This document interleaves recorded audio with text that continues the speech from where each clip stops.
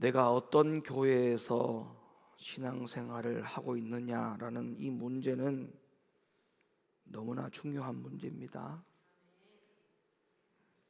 결혼해서 한평생을 살아야 하는 배우자를 선택하는 것도 우리 삶에 있어서, 인생에 있어서 가장 중요하듯이, 그것보다도 더 중요한 것이 바로 내가 어떤 교회에서 신앙생활을 하느냐, 이것이 훨씬 더 중요해요. 이유가 있어요. 마태복음 15장을 한번 열어주실까요? 예수께서 대답하여 가라사대 심은 것마다 내 천부께서 심으시지 않은 것은 뽑힐 것이니 그냥 두어라. 저희는 소경이 되어 소경을 인도하는 자로다. 만일 소경이 소경을 인도하면 둘이 다 구덩이에 빠지리라 하신대. 우리가 어떤 교회를 선택하고 어떤 교회에서 신앙생활 하느냐가 왜 중요한지 이 마태복음 15장에서 두 가지 이유를 들고 있어요. 두 가지 이유를. 첫 번째는 뭐라고 말하냐면 심는다, 이렇게 말했어요. 그래서 우리가 교회에서 생활하는 것은 하나님이 볼 때 우리를 이 교회에서 심기 위해서 교회 생활을 하는 것입니다. 그런데 그 다음 보세요. 주님이 심기 위해서 교회에다가 보냈는데 주님이 하시는 말씀이, 하나님은 심으시지 않은 것은 뽑힌다, 이렇게 이야기했어요. 그러니까 교회 생활이 우리에게 왜 중요하냐, 어떤 교회 생활이 중요하냐, 교회에서 내가 심어지는 교인으로 되어야 돼요. 심어지는 교인.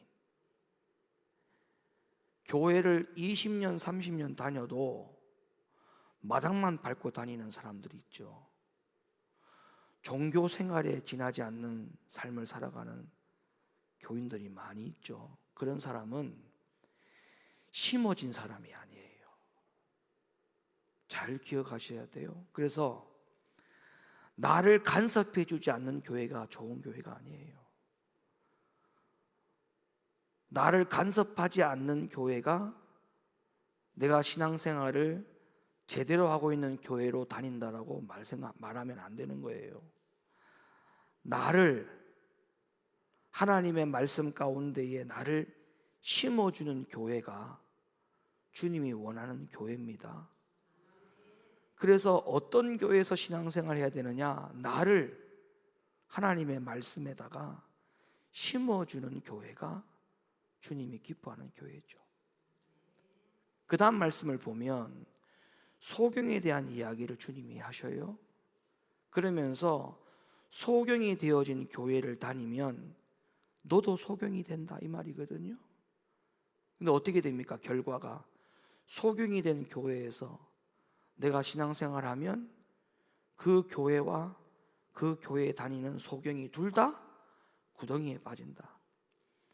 그러니까 이 말씀을 보면 내가 어떤 교회를 선택하고 어떤 신앙생활을 하는지, 이 문제가 우리에게 왜 이렇게 중요하냐면 우리에게 죽고 사는 문제, 영원히 죽고 사는 문제가 여기에 달려있기 때문에 그래요.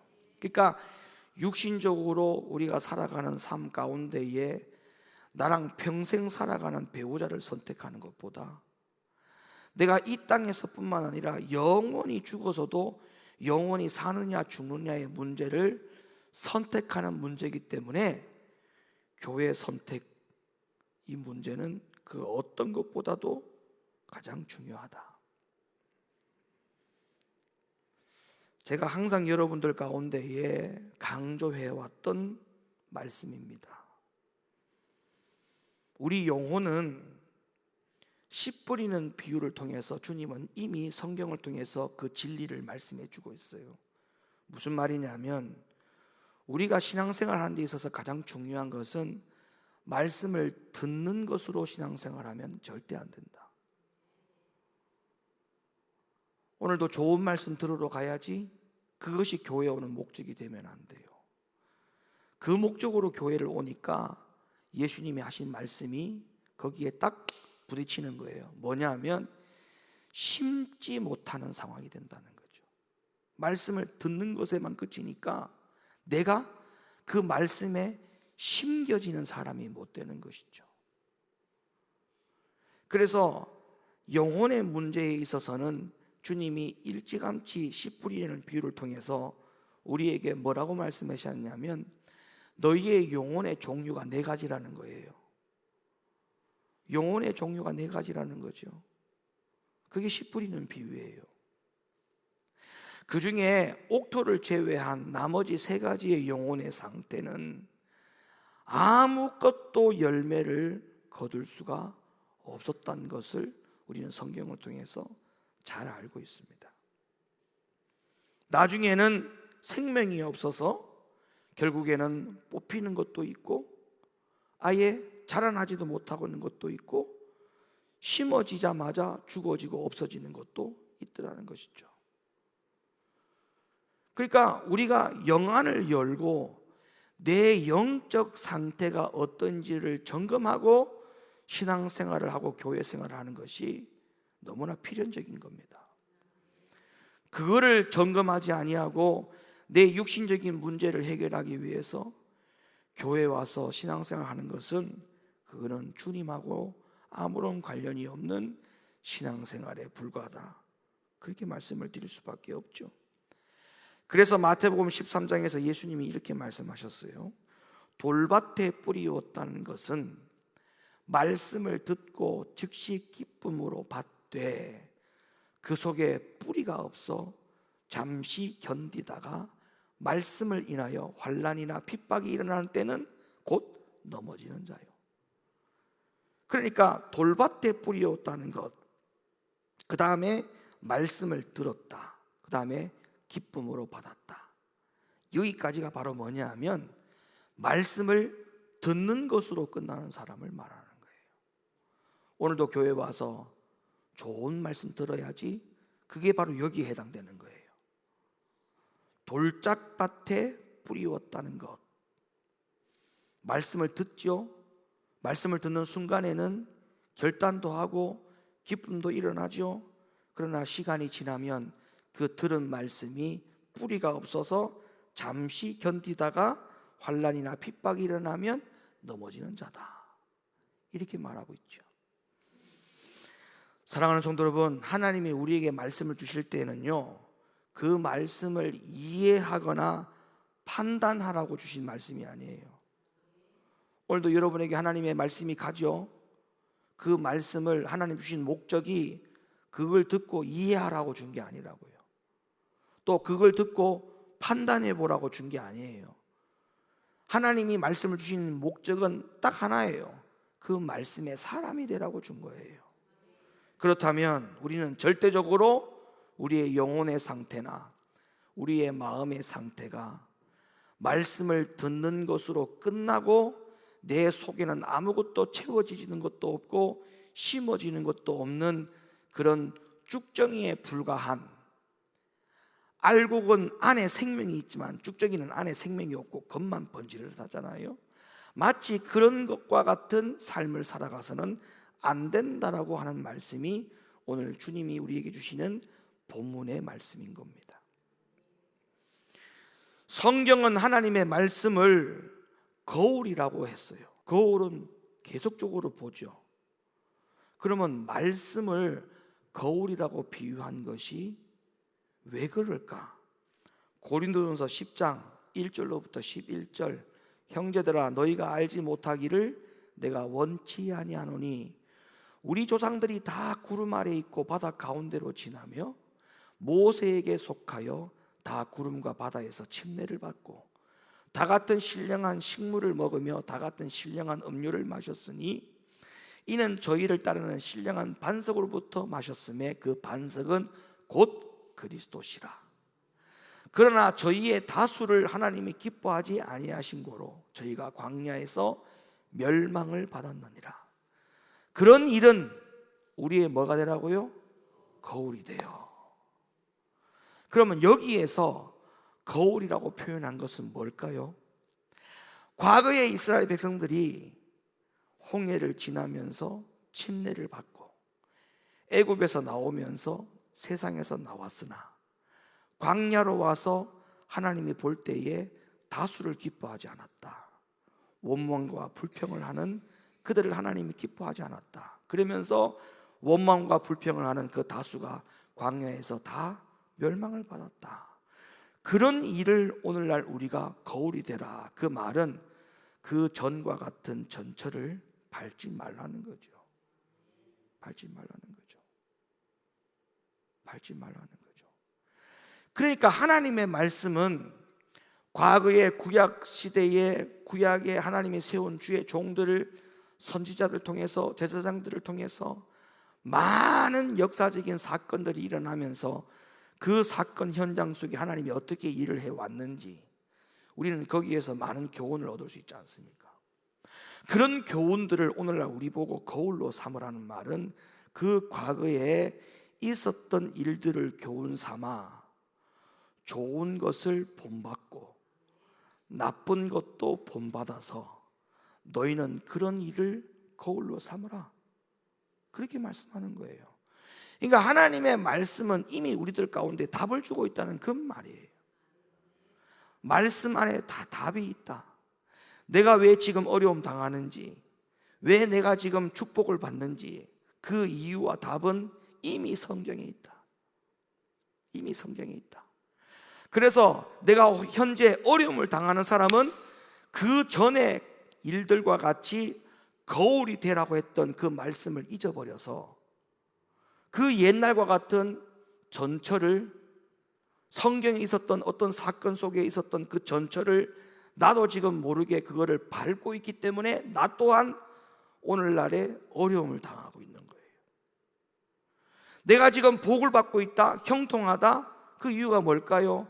그 과거의 성경에서 그렇게 살았을 때에 형통한 축복을 받았던 어떤 사건들의 일예를 가지고 거울로 삼아 내가 그거와 똑같은 삶을 사니까 그와 같은 형통한 복을 받는 거죠. 그러니까 모든 하나님의 말씀은 이미 우리들 가운데에 거울이 되었던 거예요. 야고보 1장 22절부터 25절 말씀 열어보세요. 너희는 도를 행하는 자가 되고, 그 다음 말씀 참 중요합니다. 듣기만 하지 말라. 말씀을 듣기만 하지 말고 말씀을 행하는 자가 되라. 이것도 우리에게 거울로 제시해 준 거죠.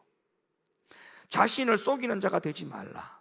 누구든지 도를 듣고 말씀을 듣고 행하지 아니하면 그는 거울로 자기의 생긴 얼굴을 보는 사람과 같으니 제 자신을 보고 가서 그 모양이 어떠한 것을 곧 잊어버리거니와 자유하게 하는 온전한 율법을 들여다보고 있는 자는 듣고 잊어버리는 자요 실행하는 자니 이 사람이 그 이행하는 일에 복을 받으리라. 누가 복을 받았다는 거예요? 그 말씀을 듣고 행하는 자는 복을 받았지만 말씀을 듣기만 하는 자는 복을 못 받는다. 이걸 너희가 거울로 삼으라는 거죠. 하나님의 말씀은 이미 거울이라 했어요. 말씀에 이미 다 나와 있어요. 그런데 말씀에는 듣고 순종하면 복이라고 했는데 듣지 않아도 불순종해도 복 받는 거라면 성경이 거울이 아니잖아요. 그래서 내 현재의 결과가 왜 그러느냐, 그걸 다른 이유를 찾으면 안 돼요. 하나님의 말씀에 불순종했다라고 하는 그 생각을 빨리 깨달아야 돼요. 빨리 깨달아야 돼요. 아, 내가 지금 하나님 앞에 뭔가 잘못하고 있는 게 있구나. 내가 지금 뭔가 불순종하고 있는 게 있구나. 성령님께 물어야 돼요. 하나님, 내가 고쳐야 되는 게 뭡니까? 주님, 나에게 말씀해 주세요라고 물어야 돼요. 그리고 그거를 빨리 수정을 해야 돼요. 그래야 이미 말씀에 거울이 되어 있는 것대로 회개하고 돌이키고 잘못을 정확하게 깨달으면 우리에게 또 그런 거울이 있잖아요. 성경에 그런 거울이 성경에 있잖아요. 그럼 우리에게 또한 축복으로 결과가 연결되는 거죠. 유다서 1장 7절 소돔과 고모라와 그 이웃 도시들도 저희와 같은 모양으로 간음을 행하며 다른 색을 따라 가다가 영원한 불의 형벌을 받음으로 뭐가 되었다? 거울이 되었다. 그러니까 성경은 우리의 모든 영적인 것을 볼 수 있는 거울이에요. 거울. 그래서 여러분의 영적 상태를 목사님에게 묻지 마요. 저한테 굳이 물을 필요 없어요.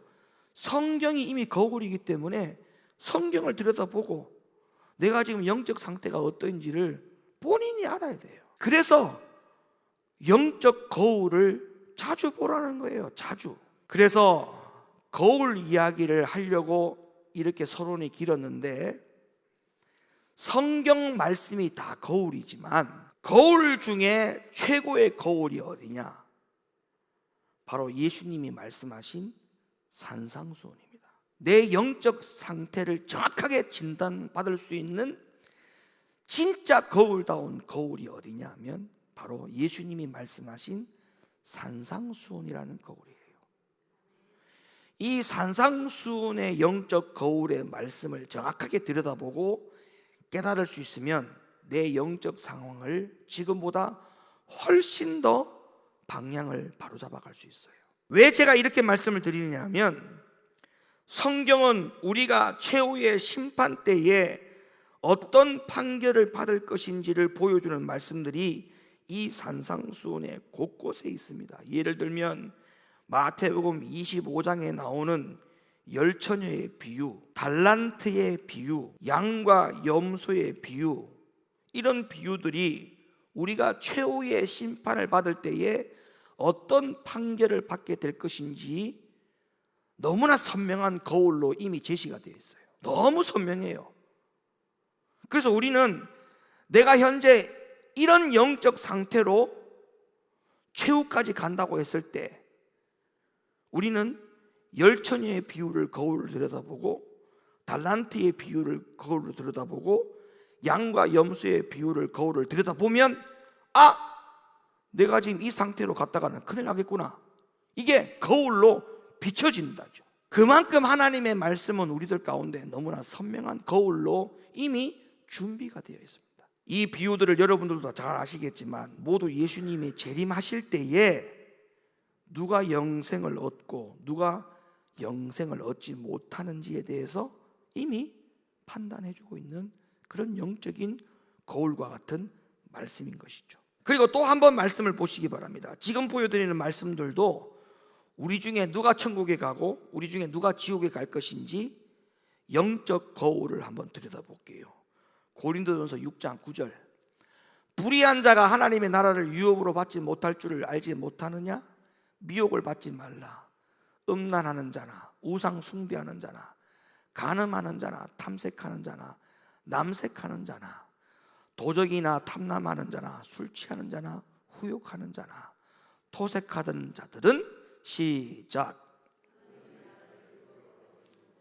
누가 천국 가고 누가 지옥 가는지 다 나오잖아요. 이 영적 거울을 보란 말이에요. 그럼 내가 하나님 나라를 갈 잔지 하나님 나라를 못 갈 잔지 이 거울을 보라는 거죠. 갈라디아 5장으로 가볼까요? 육체의 일은 현저하니 곧 음행과 더러운 것과 호색과 우상 숭배와 술수와 원수를 맺는 것과 분쟁과 시기와 분냄과 당짓는 것과 불리함과 이단과 투기와 술취함과 방탕함과 또 그와 같은 것들이라. 전에 너희에게 경계한 것 같이 경계하노니. 시작.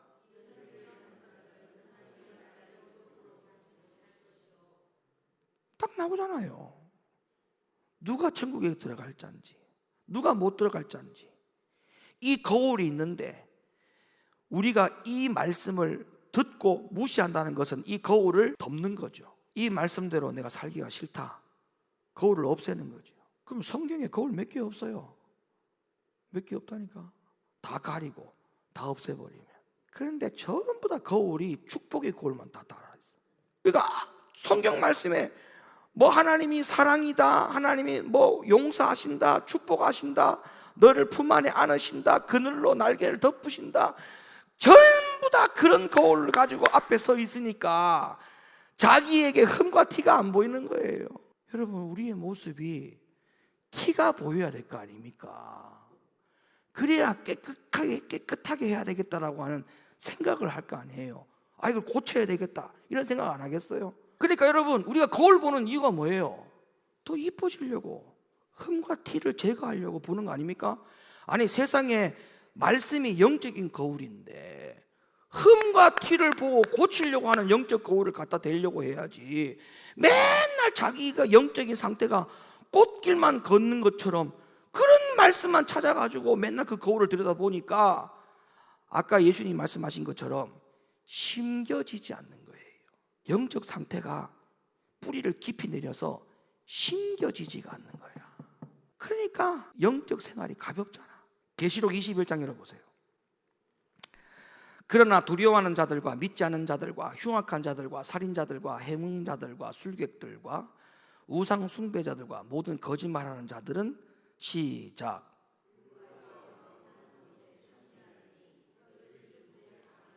이게 확실한 거울 아닙니까? 누가 천국 가는지 누가 지옥 가는지 나오잖아요. 이런 거울을 봐야 될 거 아닙니까? 이런 거울을 봐야 내 영적 상황을 고칠 거 아닙니까? 그런데 이런 구절들보다도 더 심지어 모든 이 구절들을 합한 것보다도 더 빈틈없이 더 선명한 거울이 산상수훈이라고요. 산상수훈의 말씀은 마태복음 5장 1절로부터 16절의 기록에서 시작을 하고 있는데요, 여기에서는 제자들의 특성과 제자의 역할에 대해서 말씀을 해주고 있어요. 그리고 산상수훈의 본론은 어디냐? 마태복음 5장 17절부터 7장 12절까지가 산상수훈의 본론입니다. 본론. 여러분, 이 산상수훈의 본론의 말씀에서 아주 특이한 점을 우리가 발견할 수가 있어요. 어떤 부분이냐면, 산상수훈의 본론이 마태복음 5장부터 7장까지에 있죠. 마태복음 5장 산상수훈의 본론의 시작인 5장부터 7장까지 내용을 보면 특이한 점이 있는데, 그게 바로 뭐냐 하면, 산상수훈의 본론의 말씀에서 제일 먼저 시작하는 마태복음 5장, 산상수훈 본론에서 맨 마지막에 끝을 내고 있는 마태복음 7장, 5장과 7장이 동일하게 똑같이 강조되고 있어요. 자, 5장 17절 열어봐봐요. 산상수훈의 본론의 시작입니다. 내가 율법이나 선지자나 폐하러 온 줄로 생각하지 말라. 폐하러 온 것이 아니요 완전케 하려 함이로다. 산상수훈 본론의 끝을 가보세요. 그러므로 무엇이든지 남에게 대접을 받고자 하는 대로 너희도 남을 대접하라. 이것이 뭐라고요? 율법이요 선지자니라. 이 구절이 무엇을 의미하고 있느냐? 구약 시대의 하나님은 율법과 선지자를 통해서 하나님의 뜻을 전달했어요. 지금 예수님이 산상수훈을 통해서 주시는 말씀이 바로 율법과 선지자들처럼 하나님의 뜻의 교훈을 주고 있는 것이나 다름이 없다는 것을 증명해 주고 있는 거예요. 구약에서 하나님의 뜻을 율법이나 선지자를 통해서 전달했듯이 내가 지금 너희에게 말하는 이 산상수훈도 과거처럼 하나님의 뜻을 전달하는 것이다. 그걸 지금 강조를 한 거예요. 그러니까 과거의 율법이나 선지자들의 모든 그 말씀이 하나님의 뜻을 전달하기 위함이었다면, 산상수훈을 통해 가지고도 과거의 율법이나 선지자들이 모든 말했던 것을 다 함축해 가지고 다 통틀어서 예수님의 산상수훈인 이 마태복음 5장부터 7장까지의 이 말씀을 가지고 하나님의 뜻을 전부 다 전한다라는 취지로 주님이 말씀하신 거라고요. 그러니까 그 어떤 거울 중에 거울인 거예요. 그리고 산상수훈의 결론이 마태복음 7장 13절로부터 27절까지가 결론인데, 결론에서는 산상수훈을 들은 자들에게 이제부터는 좁은 문으로 들어가라, 좁은 길을 가라, 그것이 너희에게 생명을 얻고 이것이 하나님 뜻대로 사는 길이다, 이렇게 결론을 내려주고 있다고요. 그런데 지금부터 드린 말씀 잘 들어요. 산상수훈이 성경의 모든 말씀 중에 거울 중에 가장 귀한 거울이라고 했죠. 그러면 이 거울에서 예수님이 산상수훈의 말씀을 열면서 가장 첫 번째로 말씀하신 것이 뭔지를 잘 보셔야 돼요. 그러면 이것은 또 뭘 의미하느냐? 모든 말씀 중에 거울 중에 거울이 산상수훈이고, 그 거울 중에 거울인 산상수훈의 말씀 가운데 제일 첫 번째로 말씀하신 그 구절은 우리에게 최고로 중요한 거예요. 다시 말하면, 왜냐? 모든 말씀을 다 통틀어서 거울 중에 거울이 산상수훈이고, 산상수훈에서 가장 첫 번째 주님이 강조하신 그 말씀은 가장 고귀한 거울인 거예요. 그러면 우리의 영적 상태는 기본이 뭐냐, 기초가 뭐냐, 그걸 지금 제가 여러분에게 설명하려는 거예요. 우리 신앙생활과 모든 믿음 신앙생활과 영적 생활의 기초가 어디서부터 출발돼야 되느냐? 여기서부터 출발돼야 돼. 거울 중에 거울인 산상수훈의 말씀 가운데 가장 첫 번째로 주님이 우리에게 제시해 준 그 거울이 우리 모든 신앙인들의 가장 기초가 돼야 돼요. 그게 바로 뭐예요? 심령이 가난한 자가 된다. 이게 되어야만이 말씀을 듣는 자가 안 되고 말씀을 준행하는 자가 돼요. 또 소경이 안 되고 눈을 뜨게 되고 심령이 가난한 사람이 되어야 말씀이 심겨지는 사람이 돼요. 그러니까 이 앞에서 언급된 모든 문제를 다 한 방에 해결할 수 있는 게 바로 뭐냐 하면 심령의 가난이에요. 심령의 가난. 이게 없으면 신앙생활 안 됩니다. 성경에서 가장 고귀한 거울이 뭐냐? 이제 여러분은 답할 줄 알아야 돼요. 산상수훈의 가장 첫 번째 거울, 심령이 가난한 자가 된다. 자, 한 가지만 더 말씀드릴게요. 그러면 이 심령이 가난한 자가 된다라고 하는 이 말씀을 주님이 느닷없이 하늘에서 뚝 떨어지는 것처럼 이야기하셨느냐? 아니요. 이 이야기를 어디에 기초로 해서 이 말씀을 가져온 거예요. 어떤 말씀을 가지고 이 심령이 가난한 자로 연결을 시켜놨느냐 하면 마태복음 4장 17절 말씀이에요. 자, 마태복음 4장 17절 말씀. 이때부터 예수께서 비로소 전파하여 가라사대 회개하라, 천국이 가까웠느니라. 요 말씀 때문에 회개하라, 천국이 가까웠기 때문에 너희가 심령이 가난한 자가 돼야 된다. 이렇게 연결이 돼야 돼요. 그러면 우리의 신앙생활은 지금 천국이 가까워지는 신앙생활을 향하여 달려가고 있죠. 그럼 우리가 뭐 해야 돼요? 회개해야 되죠. 회개하려면 뭘 해야 돼요? 심령이 가난해야 회개가 되죠. 성경을 잘 보세요. 성경에서는 어떻게 가르치고 있는지를 잘 보세요. 믿는 게 먼저냐, 회개가 먼저냐? 믿음을 먼저 강조했느냐, 회개를 먼저 강조했느냐? 성경을 잘 보세요. 거울을 들여다보라고요. 성경의 거울에 믿음을 먼저 강조했는지 회개를 먼저 강조했는지를 잘 보세요. 침례 요한도, 예수님도, 베드로도, 12사도들도 믿음을 먼저 강조한 적이 없어요. 회개를 제일 먼저 강조했어요. 보세요. 마태복음 3장 2절. 회개하라, 천국이 가까웠느니라 하였으니. 마태복음 4장 17절. 이때부터 예수께서 비로소 전파하여 가라사대 회개하라, 천국이 가까웠느니라 하시더라. 6장, 마가복음 6장. 12제자를 부르사 둘씩 보내시며 더러운 귀신을 제어하는 권세를 주시고 제자들이 나가서 뭐를 전파했다?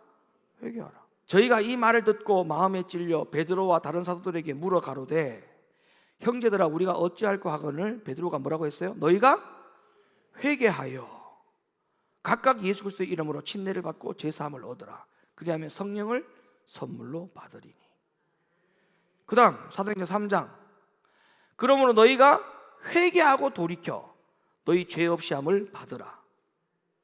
이같이 하면 유쾌하게 되는 날이 주 앞으로부터 이를 것이요. 아니 침례 요한인 예수님, 사도 베드로, 12사도들은 전부 다 믿음을 먼저 강조하지 않고 회개를 먼저 강조했는데 하나님의 말씀은 분명히 거울이라 했단 말이에요. 그러면 말씀의 거울을 정확하게 봐야죠. 정확하게. 회개가 먼저인데 왜 자꾸 회개는 빼고 믿음을 먼저 강조하느냐고요. 그러니까 그런 거울을 사람이 만들어 놓은, 칼빈이 만들어 놓은 그런 거울을 보니까 거기에 전부 다 그렇게 사람이 다 비춰지는 거죠. 아 그래, 믿음이 최고구나. 오직 믿음이다. 오직 믿음. 이제 이렇게 가는 거죠. 영적 거울을 잘못 보고 있는 거예요. 우리는 얼마나 감사합니까? 주님의 말씀의 영적 거울을 정확하게 보고 오늘도 우리가 주님 앞에 회개하고 내일도 회개하고 죄사함을 얻기 위해서 성령을 받기 위해서 우리가 몸부림을 치고 있는 천국이 가까워지는 그 삶 가운데 우리가 지금 제대로 신앙생활하고 있다는 것이 여러분이 보여지지 않습니까?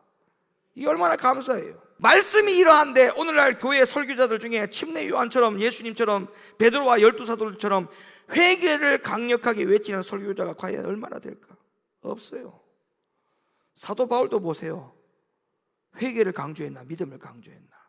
사도행전 17장 알지 못하는 시대에는 하나님이 허물지 아니하셨거니와 이제는 어디든지 사람을 다 명하사 회개하라 하셨으니 이는 정하신 사람으로 하여금 천하를 공의로 심판할 날을 작정하시고 이에 저를 죽은 자 가운데서 살리신 것으로 모든 사람에게 믿을 만한 증거를 주셨음이라 하시니라.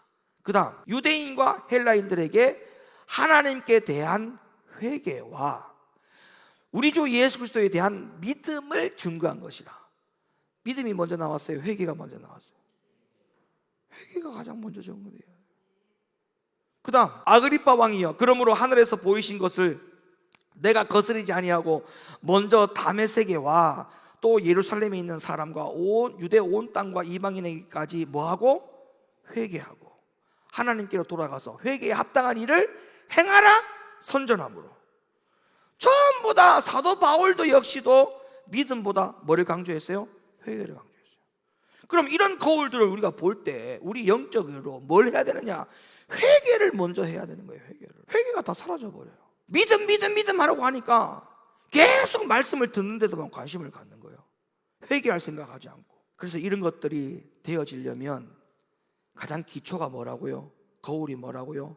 심령이 가난한 거울로 먼저 그것이 우리가 기본적으로 되어 있어야 돼요. 오늘도 내일도 여러분들이 평생 동안 주님 앞에 갈 때까지 천국이 가까워지는 그날까지 심령의 가난이라고 하는 이 영적 거울을 손에서 놓지 않기를 예수님의 이름으로 축원합니다. 예? 나도 보고 이 거울은 나도 보고 내 자녀들도 이 거울을 보여줘야 되고 상대방에도 이 거울을 좀 보라고 해야 되고 남에게 먼저 보여주지 말고 나 먼저 보고 그 다음에 남에게 보여줘야 돼. 심령의 가난이 어떤 의미인지 정확하게 나오는 증거가 이사야 66장입니다. 자, 이사야 66장 이 말씀의 마음이 여러분에게 같이 있기를 바랍니다. 나 여호와가 말하노라 나의 손이 이 모든 것을 지어서 다 이루었느니라. 물은 마음이 가난하고 심령에 통회하며 나의 말을 인하여 떠는 자. 보세요. 마음이 가난한 사람은 어떻게 돼요? 순서가 어떻게 돼요? 마음이 가난하죠. 그 다음 어떻게 돼요? 심령에 뭐예요? 통회가 뭐예요? 회개죠. 회개가 나오죠. 그 다음 어떻게 돼요? 주님 말씀을 어떻게 한다? 말씀으로 인하여 떠는 자. 그러니까 하나님을 뭐 하는 자가 돼요? 경외하는 자가 되잖아요. 하나님을 두려워하는 자가 되잖아요. 그러니까 이런 모든 신앙생활은 뭐에서부터 출발되어진다고요? 내 심령의 가난. 이게 되지 않으면 아무것도 안 돼요. 근데 하나님 뭐라 했어요? 이렇게 되는 자를 하나님이 뭐 한다? 권고한다 했어요. 권고한다. 하나님이 인정한다는 거예요. 그러니까 교만한 신앙생활하면 하나님도 인정 못 받고 주의 종한테도 인정 못 받아요. 그 다음은 참 중요해요. 이 초록색으로 표시한 걸 잘 보세요. 그러니까 이 초록색은 심령의 가난이 없는 사람들 말하는 거예요. 자, 하나님이 공고하지 않는 사람들 말하겠죠. 어떤 사람인가 보세요. 소를 잡아 드리는 것은 살인함과 다름이 없고,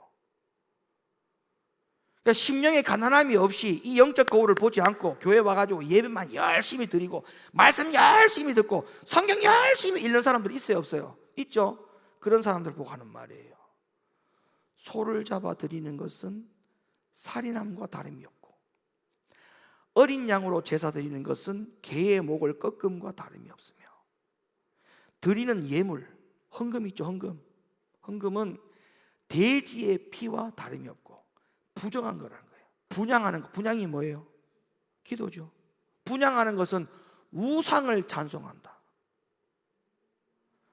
우상을 찬송함과 다름이 없이 하는 그들은 누구에게를 섞였다? 자기의 길을 택한다. 그들의 마음은 가증하다. 가증한 것을 기뻐한다. 나도 유혹을 그들에게 택하여 주며 그 무서워하는 것을 그들에게 임하게 하리니 이는 내가 불러도 대답하는 자 없으며 내가 말하여도 그들이 청종하지 않고 오직 나의 목전에 악을 행하며 나의 기뻐하지 아니하는 것을 택하였음이니라 하시니라. 그러니까 심령의 가난이라는 이 거울을 절대 손에서 놓아서는 안 됩니다. 이걸 놓았다가는 큰일 나요. 여러분의 예배, 여러분의 헌금, 여러분의 기도 다 어떻게 돼요? 하나님이 안 받습니다. 그러니까 말씀을 그렇게 많이 들었다는데, 성경을 몇 독이나 했다는데 행동하는 것을 보면 물음표. 어떻게 저렇게 되지? 결과가? 이유가 뭘까요? 뭐가 없다는 거예요? 그거예요. 그게 없어요. 그러면 그 사람이 지금까지 드려진 모든 예배, 기도, 예물, 봉사,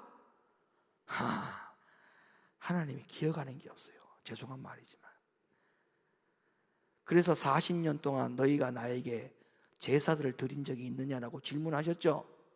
그게 그 말이에요. 40년 동안의 광야에서 얼마나 많은 제사 드렸습니까? 하나님은 너희가 나에게 한 번도 제사를 드린 적이 없다라고 말합니다. 그럼 그들이 지금까지 광야 40년 동안에 드려진 모든 제사의 제물들 죽었잖아요. 그럼 다 어떻게 했다는 거예요?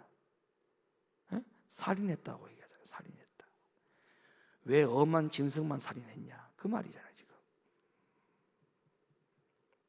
이 말씀 또한 뭐예요? 영적으로 뭐예요? 거울이에요. 거울. 이것도 거울이에요. 이렇게 분명히 과거에 이렇게 했다는 거예요. 오늘날도 그렇게 하면 어떻게 된다는 거예요? 이거 똑같이 된다는 거예요. 하나님이 모른다. 너 모른다.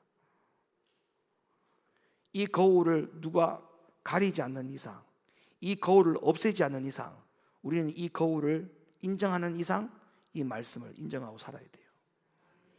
뭐를? 심령의 가난이라는 영적 거울을 품고 살아야 돼요. 그래서 우리 사랑하는 높은 교회 성도 여러분, 절대 심령의 가난이 없이 살아가면 안 됩니다. 마지막 한 구절만 찾아볼게요. 그러면 심령의 가난이 없이 성경 많이 보고 기도 많이 하고 봉사하고 충성하고 열심 내는 자들, 그런 자들 다 어떻게 되는가? 보세요. 마태복음 23장. 화 있을진저 외식하는 서기관들과 바리새인들이요, 잔과 대접의 겉은 깨끗이 하되 그 안에는 뭐가 없다? 뭐가 없다는 게 결론적으로 심령에 가난함이 없다, 그 말이에요. 심령에 가난함이 없이 성경 많이 보고 기도 많이 하고 예배 많이 드리고 뭔가 하는 것 같죠? 그게 바로 잔과 대접의 겉은 깨끗하게 할지 모르겠지만 너희 안에는 심령의 가난이 없다. 그 다음 보세요. 소경된 바리새인아, 이미 소경이 된 거야. 그 다음, 너는 먼저 뭐를 깨끗이 하라? 안을 깨끗이 하라. 먼저랬어요. 먼저. 그럼 먼저 해야 될 게 뭐예요? 성경 보는 거예요? 먼저 하는 게 성경 보는 거예요? 말씀 듣는 거예요? 먼저 하는 게 뭐예요? 심령의 가난이 먼저 돼야 돼요. 그러니까 예배 나올 때 뭐가 먼저야? 심령이 가난한 상태로 나오는 게 먼저예요. 심령의 가난이 준비가 돼 있어야 돼. 이게 준비가 안 되면 예배 실패합니다. 100% 실패합니다. 먼저 안을 깨끗이 하라. 그리하면 뭐가 된다? 겉은 자연적으로 깨끗해야 된다. 이게 맞는 말이에요? 안 맞는 말이에요? 심령이 가난한 상태가 되면요, 겉은 자연적으로 깨끗하게 된다는 거예요. 근데 어떻게? 안에는 심령이 가난이 없는 상태에서 겉만 깨끗하게 했다. 그런 허송세월을 왜 보내느냐고요. 그렇게 해서 10년, 20년, 30년 신앙생활 한다고요? 그거 다 헛된 일이에요. 그 다음 보세요. 화 있을진저 외식하는 서기관들과 바리새인들이요, 뭐라? 무덤과 같대요. 무덤. 부패하고 썩어져 가지고 문드러진 귀신의 집이 가득하다는 거예요. 귀신의 집이. 겉으로는 아름답게 보이나 그 안에는 죽은 사람의 뼈와 모든 더러운 것이 가득하도다. 이와 같이 너희도, 이것도 거울이죠. 이와 같이 너희도 겉으로는 사람에게 옳게 보이되 안으로는 외식과 불법이 가득하도다. 그래서 결론은 하나입니다. 모든 성경이 다 거울이지만 거울 중에 거울이 어디라고요? 산상수훈. 그 산상수훈을 항상 여러분들이 나의 영적 상태, 다시 말하면 하나님의 심판의 때에 내가 어떤 사람이 될 것인가가 거기 다 나와요. 근데 그 중에서도 산상수훈에서 가장 첫 번째로 우리에게 요구하신 말씀, 그 말씀은 그 어떤 것보다도 가장 선명하고 귀한 거울이죠. 그게 뭐라고 제시해 주셨습니까? 심령이 가난한 자가 되라. 이게 가장 중요해요. 이게 되지 않고 신앙생활을 한다? 큰일 납니다. 그래서 날마다 우리 높은 교회 성도들은 심령의 가난이라고 하는 이 영적 거울을 날마다 품고 항상 들여다보세요. 하나님 말씀 읽을 때 심령이 가난한 상태에서 너가 읽고 있니? 이걸 자꾸 물어야 돼. 이렇게 믿음 신앙생활을 할 수 있기를 간곡하게 부탁을 드립니다.